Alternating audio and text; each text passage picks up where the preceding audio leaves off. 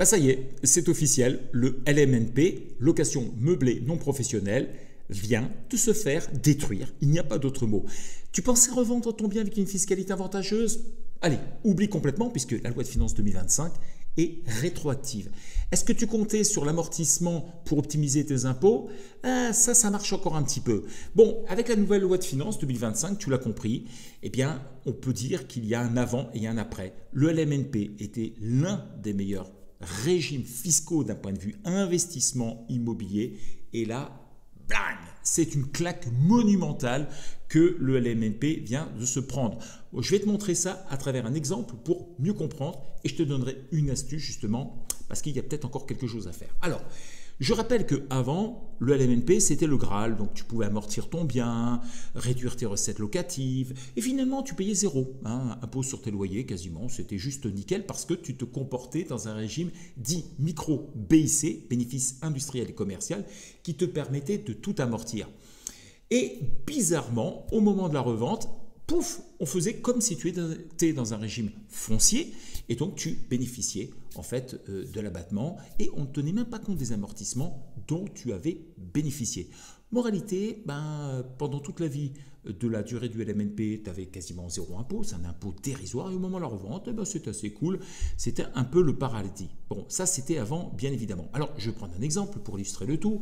Tu achetais un truc de 100 000 euros, un appartement, par exemple, tu le revendais 300 000 quelques années plus tard, et puis, 300 000 moins les achats de notaire, les frais de notaire, allez tiens, un petit coup de forfait de travaux de 15%, pouf, 30 000, ça te faisait une plus-value de 54 500, 600, peu importe, 600 000 là en l'occurrence. Bon, mais après, c'est une autre musique parce que le gouvernement a décidé de tout chambouler. Désormais, au moment de la revente, les amortissements sont réintégrés dans le calcul de la plus-value. Donc, c'est une sorte de piège qui se referme sur toi et qui a un côté rétroactif puisque là, ça y est, tu es pris dans la nasse. L'amortissement qui t'a permis en fait d'effacer tes impôts tout le long pendant des années, eh bien maintenant, il va se réintégrer. Donc, c'est une sorte de petits pièges, effectivement, que l'administration fiscale t'a trouvé, t'a concocté. Donc, on va prendre maintenant cette hypothèse du bien, puisque c'est maintenant la question qu'on va se poser. Maintenant, désormais, au fait, le bien est amorti sur combien? Bon, supposons que c'est 100 000 euros. Je ne vais pas expliquer les règles d'amortissement, j'ai fait d'autres vidéos pour expliquer tout ça, mais supposons qu'il y a eu 100 000 euros de dotations aux amortissements qui ont été passés. Et du coup, la plus-value va être égale à quoi? On va reprendre la vente, 300 000, les amortissements, 100 000, les achats, 200 000. Tu as vu les amortissements, bam, on les remet à cet intérieur. Tu as toujours les frais de notaire, tu as toujours un forfait de travaux de 15%. Et donc, là où tu avais 54 600, désormais, tu arrives à 154 600 000 euros. Tu as mis 100 000 euros de base dessus. Bon, on passe de 54 600 à 154 600, pas comme ce qui est marqué.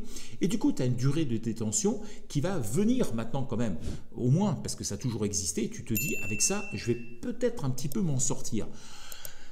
Alors, c'est pas faux, il y en a qui ont essayé, d'accord, mais ils ont eu des problèmes. Pourquoi? Parce que tout simplement, ce système te permet de pouvoir bénéficier d'un abattement si tu gardes très longtemps ton bien. Si par exemple tu le gardes moins de 6 ans, tu as zéro. Ta plus-value, elle est totale. C'est aussi simple que ça. Et puis ça augmente au fur et à mesure, d'abord dans la colonne de l'impôt sur le revenu qui est assez rapide, mais par contre pour la CSG, en fait il faut attendre quasiment la dernière année pour avoir quelque chose qui est correct. Donc moralité de l'histoire, c'est un coût effectivement dur. Donc si tu veux bénéficier de 30 ans, d'une exonération de l'impôt sur la plus-value, il va falloir que tu attendes 30 ans. Mais je te rappelle, les promesses, ça n'engage que ceux qui les écoutent parce que tout à l'heure, je vais te raconter un truc qui ne devrait pas te faire plaisir. Donc, de façon très concrète, si tu m'écoutes et que tu as 15 ans, c'est le moment d'acheter parce qu'à 45 ans, tu auras le droit de vendre sans plus-value.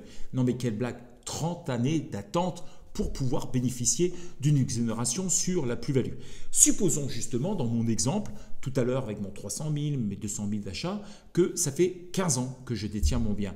Qu'est-ce qui va se passer? C'est qu'avant le régime, je me chopais une plus-value de 54 500, 54 600, ça me faisait 21 800 que je devais réintégrer dans ma base d'impôt sur le revenu puisque je bénéficiais d'une durée de détention et donc j'avais un abattement, et 45 507 au niveau de la base CSG. Why? Ça fait excessivement mal. Désormais, avec les mêmes durées de détention, je vais avoir 61 800 dans la base d'impôt sur le revenu. Alors pour tous ceux qui se rappelle, il y a un barème progressif, c'est-à-dire que plus on monte dans les tours, plus le taux va s'élever, hein, ça va de 0 à 45%, donc ça peut vraiment faire basculer les personnes sur des tranches supérieures et ça risque de les défoncer. Et puis surtout, la base CSG, là, elle est juste gigantesque et là, ça change absolument tout. Si bien que la personne devra réintégrer dans sa base imposable la CSG, l'impôt sur le revenu pour ses durées de détention, ça va faire très mal. Alors, si tu penses que ça va s'arrêter là, eh bien, la réponse c'est non. Pourquoi? Parce qu'il y a quelques temps, j'avais déjà annoncé, il y a plus d'un an et demi que le LNP avait du plomb dans l'aile.